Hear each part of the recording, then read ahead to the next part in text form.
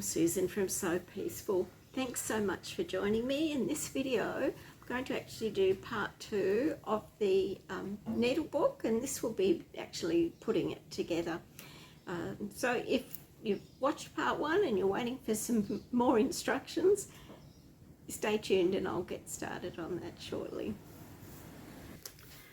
When we finished the first part of this video, I had stitched the hexagon flower onto the background fabric, and yes, if you're thinking it's changed colour, you're probably right. I did have a green fabric, green piece of linen on the other one, and I finished that one and used it as a sample in the meantime for one of our classes. And so this one's a blue needle book that I'll put together today. If you did do a class with me, or you picked up a kit somewhere, we've got the kits available, and they do come like this. They have all the instructions with them, but I have them with pink linen, blue linen, light pale green, as well as the cream one. So everything that you'll find that you need for your needle book is in the kit, including the instructions.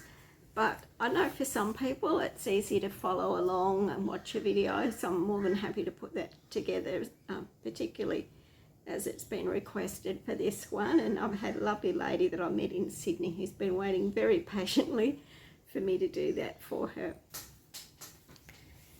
When you get your kit, then everything comes packaged for you, and you'll remember that we had the fusible hexagons in here, as well as the small 2-inch squares of Liberty, and that's what we made our little hexagon flower with. Also in the small bag with that fabric was the background fabric, and so we've stitched that on there. The next step then, once we've got that all stitched on with a blind applique, is to take the little script, and I've given you a choice there, a printed one and one that's got some little scrolls on it, but these are just Microsoft fonts, so you can use whatever you like if you would like to choose something that's a little bit different. And then what I did was I traced that, and I used the sew line that I've put away. Let me see. Yep. But I've used the sew line ceramic pencil on that. And if you've got a light box, you could use a light box to trace it. You'd be able to see through that quite easily. I found it easier just to grab some masking tape and attach it to the window and to trace. The reason why I used the ceramic pencil is because if I was to put, use a friction pen or something, I'm going to be putting Parlin onto the back, and of course it will disappear before I've had a chance to stitch it. So I want it to stay there once I've used the iron, and so that's the easiest way I found to do that. There is a little end on that pencil that you can use to rub it out if you make a mistake, but you'll also notice that I've put a line underneath that. So I've lined it up. The actual word needles there actually begins and ends at the 2 points of that hexagon there, but I could have turned that hexagon round the other way, so I've put it on there a bit differently.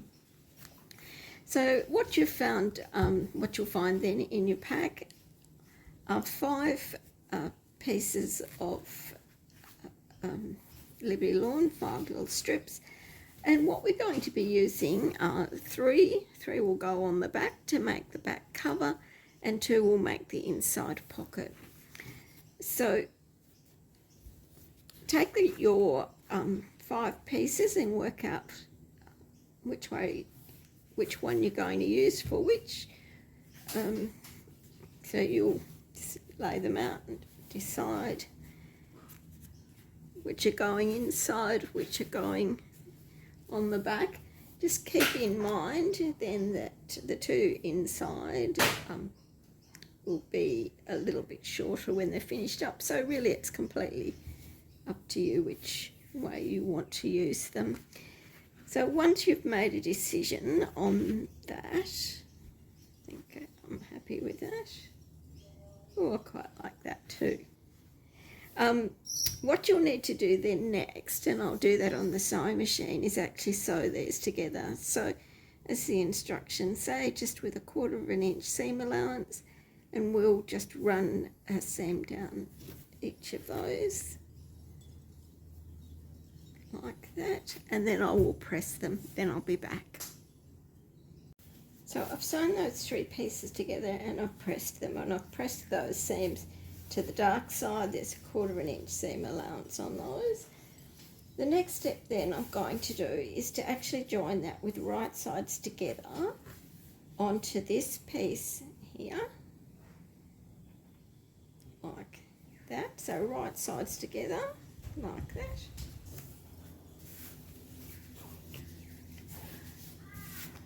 And then I'll give that a press again, and I'll press it so that this seam faces the back, like that. And I've got a couple of choices then. Well, what I'll do first of all, then, after I've trimmed off those edges, is I'm going to take my piece of purlin. You'll notice your purlin has got a bumpy side. The bumpy side is the fusible side, and I'll pop that underneath my top like that.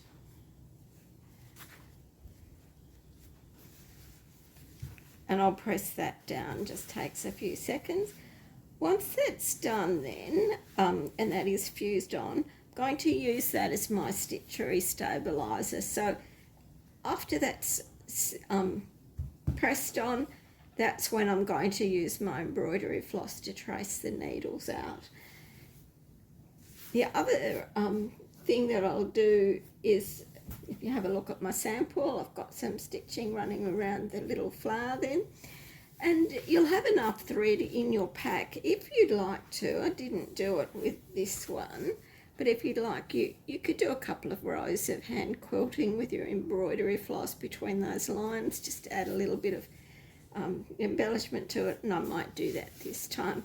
So once I've finished my stitching then, we'll come back and have a look. In the meantime, what I'm going to do, in the same way as I joined those 3 pieces together, I'm going to take these 2 pieces and I will sew those together along here, right sides together. And I'll just give that a little finger press, and again I'll press it so that the seam is going to the darker side. And if that's going to be my inside pocket, probably would have the darker blue on the bottom. And I'm going to join it with this lighter side to the blue 2.5 inch strip of blue linen. So again, a 1/4 inch seam allowance. So also in your kit then, you've got 2 pieces of fabric that are 5 inches long by 4.5 inches wide. You've got your 2 extra strips that you didn't use it, and they're 5 inches long. You've also got a 2.5 inch piece of linen. So what you're going to do then, again with your 1/4 inch seam allowance, is join the 2 pieces of Liberty together, 2 Liberty strips, and you're going to add on that piece of linen as well, and that folds in half, and what you'll notice then is part of the Liberty folds to the back. Because I wanted to give you as much choice as possible, these strips and the linen are all 5 inches long, and as I mentioned, these pieces, which will be the inside lining, are only 4.5 inches wide, so it is a little bit long. So what you'll need to do then is just line it up with one of your pieces of linen and just trim it off so it's back to being the same size. So we'll do that. I'll do that. I'll trim it off, and I'm just going to do a tiny 1/8 inch seam allowance just around that pocket, and that will just hold it in place until I'm ready to put the other side on. So I will go away and do that, and I will do my stitching and have fun doing that. And I'll pull out all my stray threads. You can tell I didn't bring a pair of scissors, and get on with that, and then I'll come back and show you how to join it all together. Okay, so it's the next day now, and I have to admit I had quite a bit of fun stitching my my pieces. I ended up watching Portrait Artist of the Year on iView and was binge watching and really enjoyed stitching as I went. And you can do as much or as little as you like, but just to show you there what I did, the script, the writing there, the around my hexie flower, and I also did some running stitch rows with the threads in the pack there in between the lines, and even went so far as to do a couple of little rows on the inside pocket there. And as I mentioned then, I stitched the pocket onto one side of the linen. The good thing about the linen, of course, is that it's the same either side, so I don't, it probably is a right and a wrong side, but you would never know. But I have that, and you'll see there where I've just stitched a very scant seam allowance around the outside edge there, and that just holds the pocket on. So the next thing that I'm going to do then, I'm going to take these two pieces, remembering that when it's on the inside, the pocket will be on the right hand side. So I'm going to take these two pieces and I'm going to put them with right sides together, and I'm going to sew the seam allowance so that it goes from the bottom edge just up above where my pocket is, and then I'm going to leave only a small amount because there won't be a lot left there as an opening, and that I'll use that to turn it the right side out. And then possibly this last 2 centimeters I will stitch that as well. Now where I've got that opening, I need to make sure I do a little reverse stitch at the beginning and end, so that when I do turn it inside out, those stitches won't come undone. So once I've sewn that, I'm then going to press those seams open, and then we'll come back and I'll show you the next step. I meant to say too, when I stitch in those lines, I like to use the Sew Line Air Erasable pen and a clear ruler. You know, you've got seam lines there and you might find it easy enough just to, with your eye, to stitch in a straight line, but it's not something that I find easy, so I do rule it in. So I've stitched up my lining, then left the opening in the back, and I've pressed the seam open. So what we're going to do is put those two pieces together, remembering that the pocket will go on the inside cover, so we're going to have to put them with the right sides together. So the pocket will go up against your hexagon flower, and I like to stitch from the front side. So when I'm going to put that under my sewing machine shortly, and I'll stitch around that with a 1/4 inch seam allowance, but I like to stitch it from the front, and that's so I can see where my hexagon flower is positioned on that. And even though I will use my sewing machine to get a nice 1/4 inch seam allowance, it helps if I can actually see where I'm stitching as well. So you don't need to leave any openings on any of those 4 sides because you've got your opening in the back. So whether you're going to use some pins or some quilter's clips, make sure you've got your 2 pieces lined up together on your side edges. And then I'll take that in and I'll sew that round for you. And then we'll come back and turn it right sides out and clip the curves. Yes, I did say clip the curves, and now you're probably wondering where the curves are. There were no curves.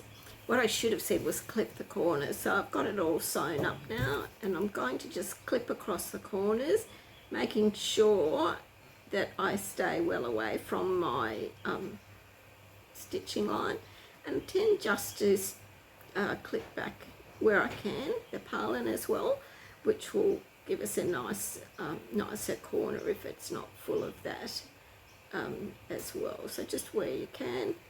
Once you've done that, then clipping the corners, no curves, Once you've done that, then we're going to turn it right sides out with through that little opening that we left. Just pull off any loose threads, because otherwise they'll be stuck in there forever. If you've got a point turner, that's particularly handy at this stage. I'm still in the process of unpacking after a recent trip to Tasmania, so I couldn't find mine this morning. So I'm going to be using a pair of very blunt scissors to help me get those corners out. So we'll just turn it.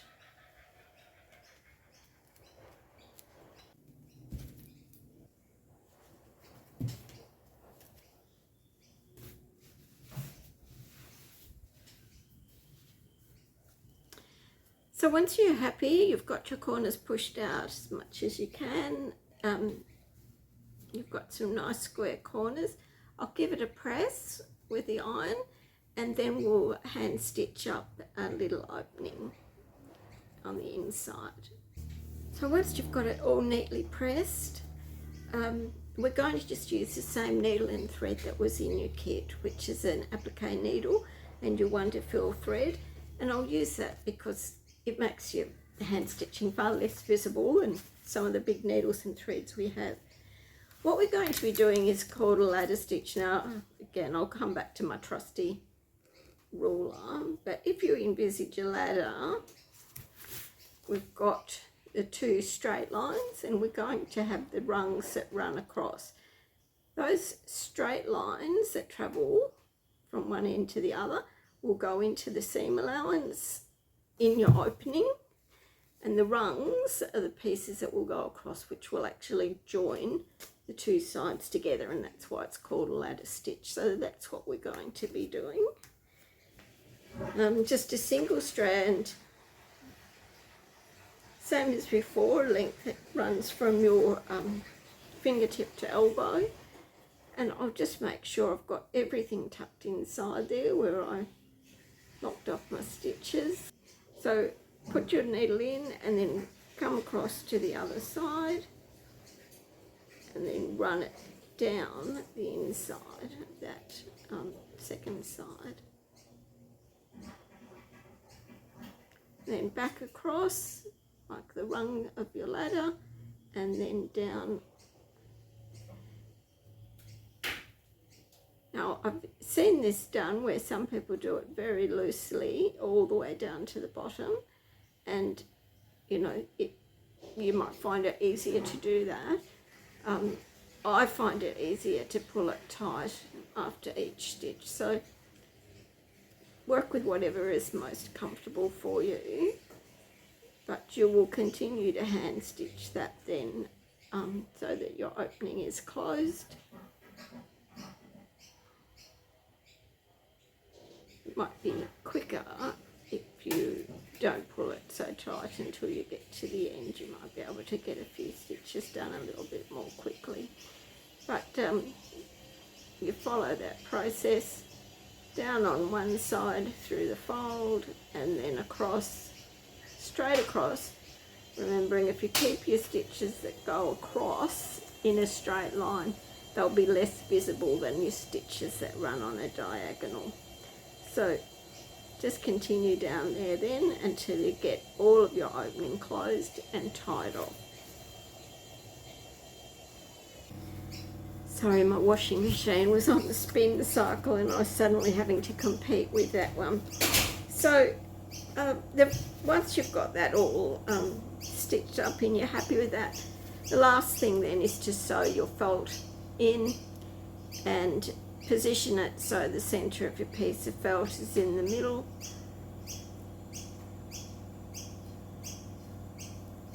Completely up to you how you'd like to stitch that in. Once again, if you wanted to just do a hand stitch, where it's going to go in the centre will end up being on this piece of Liberty that you've got there. So if you've got a neutral colour in your sewing machine, and you might have noticed I think I've got white or cream because that's what I was using, And that's what I will do to just pop that piece of felt in. I'm going to stitch it in with 2 lines very close together, and I'll do that now. So there's my little needle book finished. My felt is in, all stitched up. I ended up stitching that felt in from the right hand side, so I lined it up inside and put the pins through the top to make sure I had my straightest line on the outside. So when it goes like that, you'll notice that that end piece of Liberty, the one that's closest to the linen, actually folds over, so it gives you a little strip. Look, I hope you found that really helpful. I know, as I mentioned before, everything is in the kit, including all the instructions, but sometimes it's easier just to watch it being made. So thank you to those who've asked for a video, and I hope that you found that really helpful. I better go and hang that washing out on the line now. The sun's come out after a rainy morning. Take care, everyone. Happy stitching, and please don't hesitate to send me a message if I can help you with anything else. Cheers.